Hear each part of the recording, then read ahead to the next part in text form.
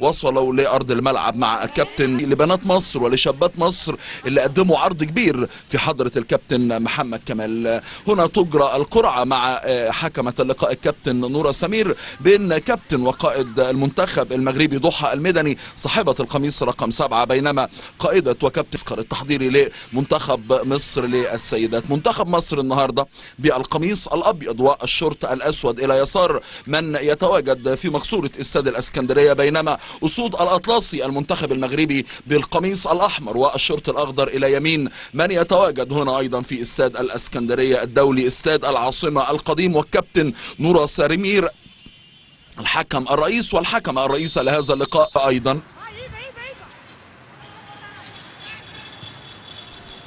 كرة هتلعب رمي التماس، لكن في خطأ المرة دي على سارة خالد صاحبة القميص رقم 30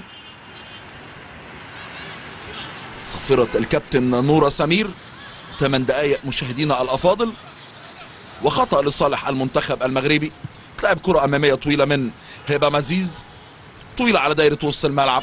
نور عبد الواحد للمتميزة فرح المهدي، أحلى وأحلى المرة دي لمايا إيهاب. السلام على حدود منطقة الجزاء، تحضير عدد من التمريرات. أدي فاطمة ناحية اليمين لحبيبة وليد، تلعب الكرة العرضية داخل منطقة الجزاء منتهى الخطورة، لكن رأسية وإبعاد من هبة مزيز. بدأ الضغط المصري، حبيبة مرة ثانية من الجانب الأيمن حبيبة وليد، لكن تطول. استخلاص مغربي وتشتيت وإبعاد الخطورة عن منطقة جزاء منتخب المغرب. رودينا عبد الرسول تلعب الكرة الأمامية، مميزة ومتقنة تماما للكرات الأمامية. تعليمات الواضحة من الكابتن محمد كمال.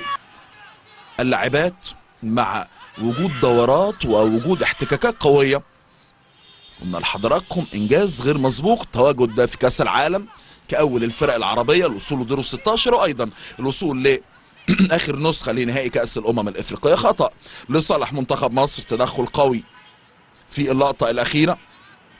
فاطمة مصطفى تحصل على خطأ، ورودينا عبد الرسول هي اللي هتنفذ الخطأ من على دايرة وسط الملعب.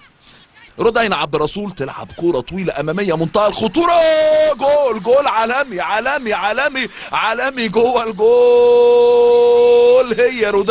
هي رودينا عبد الرسول اللي سجل من وسط الملعب بقى في هدف عالمي. ورودينا عبد الرسول مدافعة منتخب مصر من مسافة بعيدة مش ممكن. رودينا عبد الرسول اللي سجل هدف الحقيقة من ركلة حرة مباشرة من على دايرة وسط الملعب في شباك الحارسة شيماء الشاوني. تحدثت عن قدم الذهبية لرودينا عبد الرسول بقى واتقانها للكرات الثابتة والتعليمات اللي دايما من الكابتن محمد كمال. وايضا تحدثت عن الحارسة اللي امام حضراتكم اللي عندها اخطاء بالجملة. ادي الاعادة، ويا سلام يا رودينا، مسافة بعيدة مش ممكن. رودينا عبد الرسول مشاهدينا الاعزاء اللي تسجل اول اهداف منتخب مصر.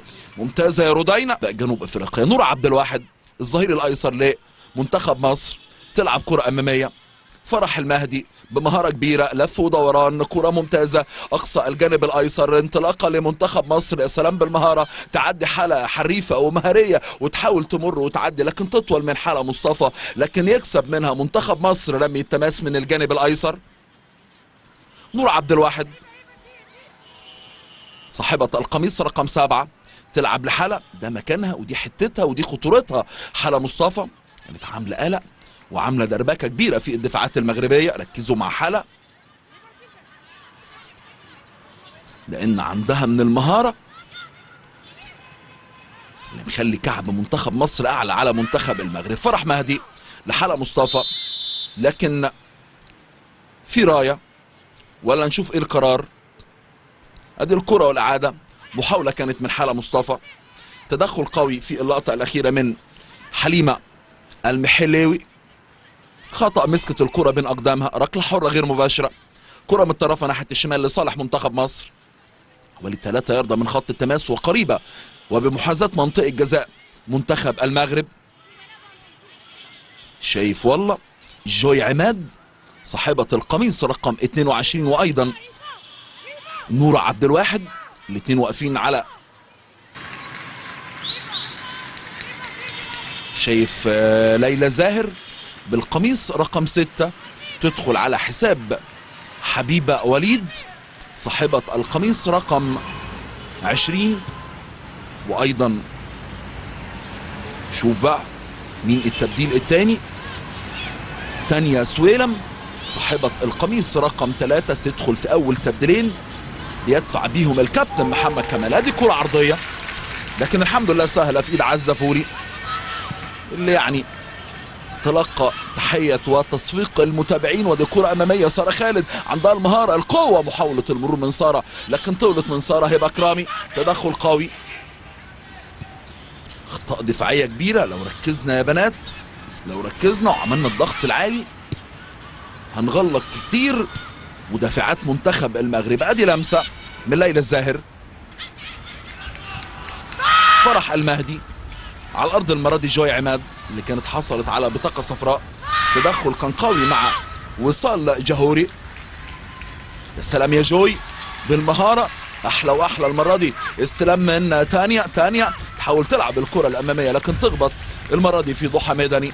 رمي في اللقاء الاول يعتمد عليها بشكل كبير الكابتن محمد كمال. ادي كرة وخطأ كبير، كرة وخطأ كبير. فرصة لمنتخب مصر، محاولة المرور من فرح المهدي لكن في خطأ ومخالفة. وصافرة الكابتن نورة سمير حكمت هذا اللقاء. قلنا لحضراتكم اضغطوا نغلطهم. ودي خطأ جديد من وصال العساوي صاحبة القميص رقم 5. اخطاء كبيرة، مباراة تجريبية لكن مطلوب ان احنا نستفيد، ومطلوب من الكابتن محمد كمال بقى انه يركز ويعني يضع ايديه على الايجابيات وايضا السلبيات ويعالجها. معسكر ان شاء الله يكون مثمر للكابتن محمد كمال ولشابات مصر. المعسكر المقام هنا في الاسكندريه. الاسكندريه ايضا اللي كانت شهدت تصفيات دوري ابطال افريقيا. لكن نتابع حلا مصطفى، هجمه خطر عرضيه منتهى الخطوره. ضحى ميداني تشيل كره منتهى الخطوره بعظمه، وبقى يعني بالكعب تشيل كره من على خط المرمى. لكن ايه حلا مصطفى صاحبه الهدف الوحيد حتى الان. جوي عماد من الجانب الايمن تلعب كره اماميه طويله، خطر المره دي تحاول مايا ايهاب لكن ابعاد من هبه كرامي. تمثل المنتخب المصري من الجانب الايمن. ادي مايا ايهاب، مايا المرغني تتركها ل تانيا سويلم صاحبة القميص رقم 3. تانيا تلعب رمية التماس طويلة أشبه بالركنية داخل منطقة الجزاء، تحاول ليلى زاهر. ودي تسويبة من سارة خالد لكن في خطأ على ليلى زاهر، ترتكب مخالفة على حدود منطقة جزاء المنتخب المغربي. 38 دقيقة مشاهدينا الأفاضل. دي كورة على حدود منطقة الجزاء تلعب الخطأ للمنتخب المغربي. استلام من وصال العساوي اللي بدأت تتقدم من الجبهة اليمنى، تلعب وصال الكرة الأمامية في اتجاه نادية زعور. تحاول نادية لكن ردينا عبد الرسول بقى بقوة وبدقة بدون فلسفة تخرج الكرة لرمي التماس. مطالبة بخطأ كانت من ردينا عبد الرسول لكن بلاي اون من الكابتن نورة سمير. وادي نادية زعور في احتكاك لكن قريبة من اللعبة وشاهدة على الواقع حكمت اللقاء الكابتن نورة. تمثل المنتخب المغربي تلعب من فاطمة كرامي لأصالة جوهري، تحاول تلف العرضية لكن يا سلام الضغط المرة دي من ليلى زاهر. تاكلينج على حدود منطقة الجزاء.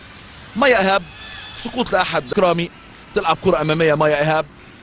محاولة من حلا مصطفى لكن مرة تانية مايا على الأرض. ردينا عبد الرسول عندها رؤية وقوة. ردينا ضحى ميداني لكن المرة دي جوي إيهاب. أدي جوي عماد لمايا إيهاب لجوي مرة تانية تحاول تلعب الكرة الأمامية. سقوط أحد لاعبات منتخب المغرب لكن في هجمة مرتدة المرة دي. وصال العساوي محاولة المرور لكن يا سلام يا سلام يا نورة يا خالد، تدخل قوي في تايمنج مثالي من الجانب الايمن. كرة ارضيه مغربيه منتهى الخطوره لكن ابعاد من ردينا عبد الرسول. ليلى زاهر بمهاره وبرؤيه، تمرير على الارض لنوره عبد الواحد لحلا مصطفى.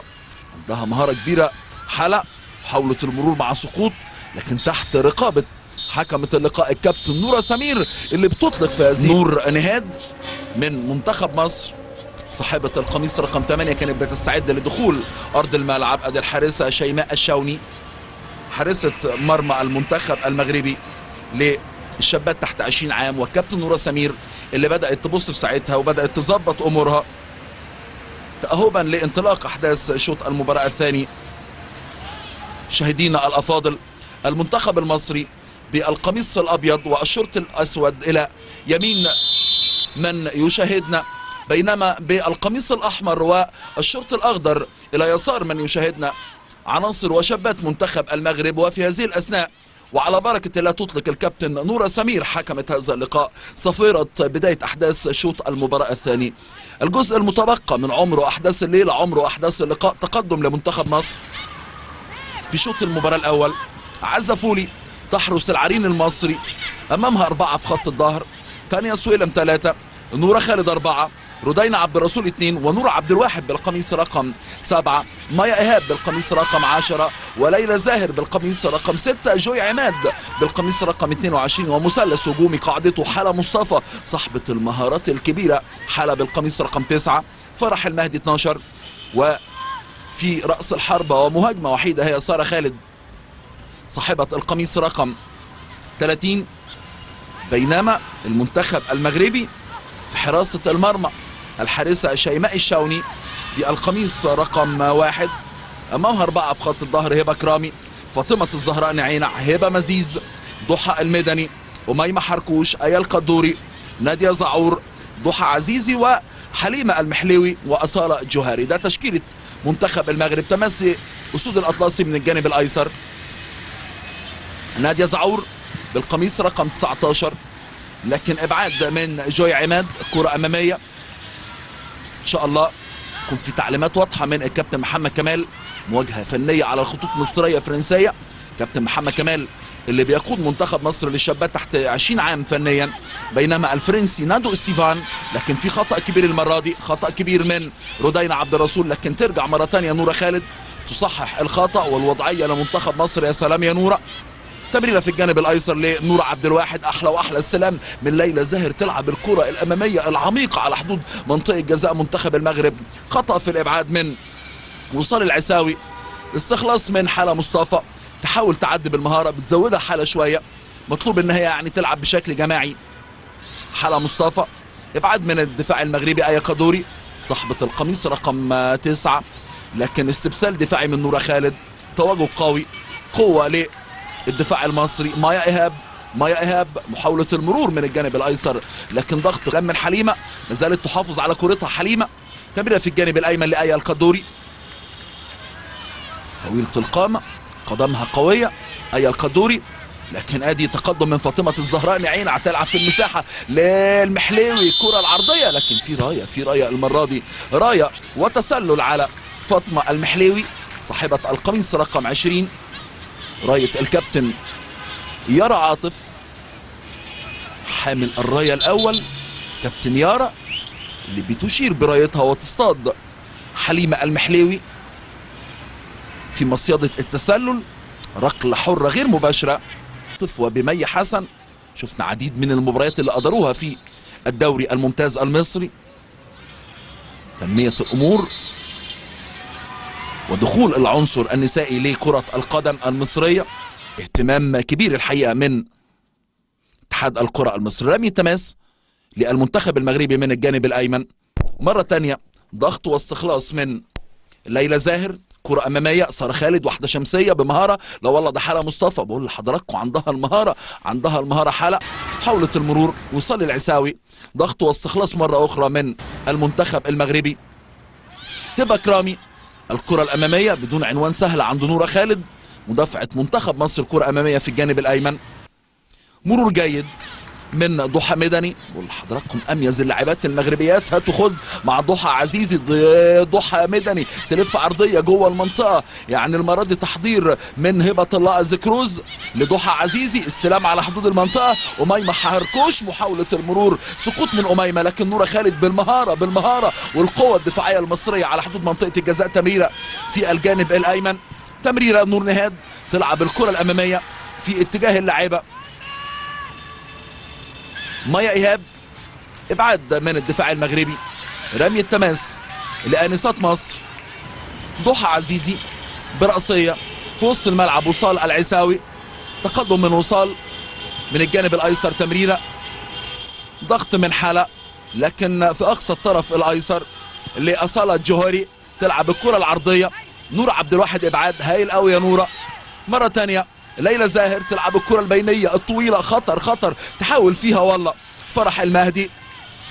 فرح من الجانب الايسر لكن تصل في الجبهة اليسرى لنور عبد الواحد، تلعب الكرة الامامية المرة دي برؤية كبيرة لكن ابعاد من هبة مزيز برأسية وخطورة مغربية. ايا القدوري سريعة وقوية، تانية سويلم تحاول تضغط بينية بوش القدم من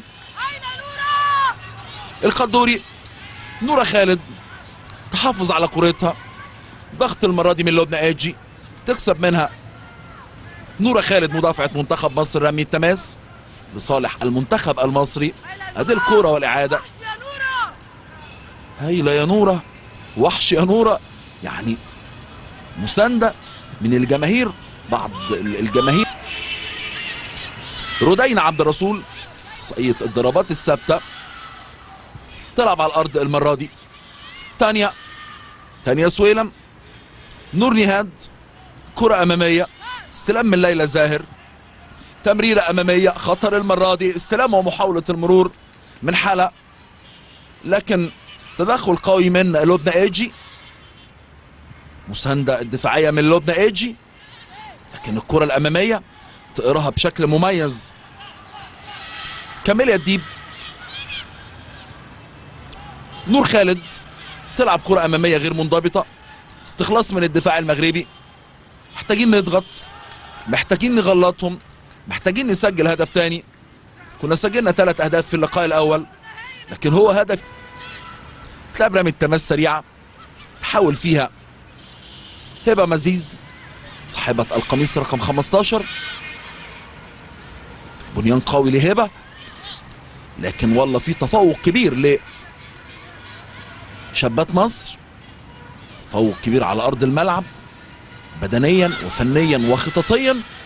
والحقيقة جيل مبشر ان شاء الله نكون موجودين في كاس العالم النسخة القادمة. كل التوفيق وكل الخير ان شاء الله لشاباتنا وللكابتن محمد كمال. 80 دقيقة الامتار الاخيرة اصدقائي المشاهدين من عمر واحداث اللقاء. تحضير للمنتخب المصري من الجانب الايمن لكن ضغط للمنتخب المغربي، تسديدة منتهى الخطورة لكن بعيدة عن القائمين والعارضة، كرة بجوار القائم الايمن. لاعبات المنتخب المصري بتلعب الكرة بدون تركيز لكن خارج ارضية الملعب. رمي التماس للمنتخب المصري من الجانب الايسر. كل اللاعبات واقفين على مقاعد البدلاء استعدادا لفرحة شفناها في اللقاء الاول، لقاء ودي لكن يحمل الصبغة الرسمية. كل اللاعبات تعلم مدى اهمية وقوة المنتخب المغربي للسيدات. ادي نورة سمير تبص في ساعتها ومعاها تطلق صافرة النهاية الكابتن نورة سمير. وسيدات مصر وشابات مصر يكررن يعني فوزهم للمرة الثانية على المنتخب المغربي الشقيق بهدف عالمي وبهدف اسطوري لمدافعة منتخب مصر رودينا عبد الرسول اللي سجلت من قرابة 50 متر في الشباك الحارسة المغربية شيماء الشاوني. فرحة مصرية لشابات مصر. يا رب دايما يا رب دايما كرر افراحنا. مليون مبروك لشابات مصر، هارد لك لشابات المغرب الشقيق. مشاهدينا الاعزاء مشاهدي شاشتكم الحبيبه اون تايم سبورتس، تقبلوا تحياتي المعلق الرياضي هيثم هيبه. التقيكم ان شاء الله في مواعيد كرويه قادمه عبر اون تايم سبورتس.